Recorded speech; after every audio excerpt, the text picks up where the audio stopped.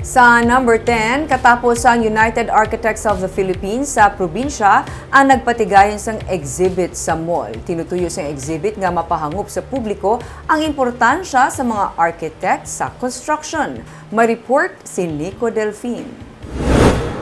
Nag-viral ining cityscapes drawing sang second-year BS Architecture student nga si Ethan James Tulmo nga nagapakita sang daw matuod-tuod nga laragway sang Taguig City. Kabahin ini sa mga obra sa mga BS Architecture student sa La Consolacion College Bacolod nga napasundayag sa ginbuksan niya exhibit sang United Architects of the Philippines Bacolod sa mall.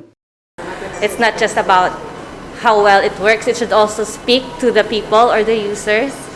So part of the studies and designing is programming. So you put in how the building functions, you put in all the spaces, but on top of that, you also study the design in context, especially how it would be on site and how it would relate to the people. Makit-an man sa exhibit ang structural designs nga may kangtanan sa martial law kag Mascara Festival sa Bacolod.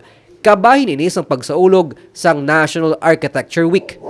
You can find here architects' artworks as well as their projects and also the students' projects also. So we would like to invite the public to come visit us from December 3 until December 15. Pinaagi man sa exhibit tuyo sang grupo sa mga architect nga mapasanyog ang kampanya angot sa importansya sa mga architect sa bahin sang structural projects.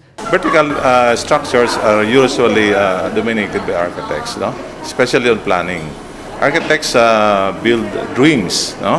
Whatever their desires, we interpret and put it into plans.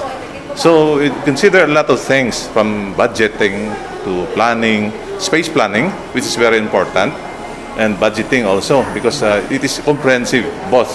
No, unlike when they're not hiring somebody which is not an architect, in the end it's not complete. No? And eventually the project will go astray.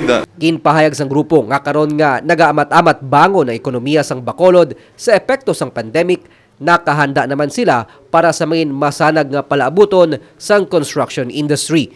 Nico Delfin para sa DigiCast Negros.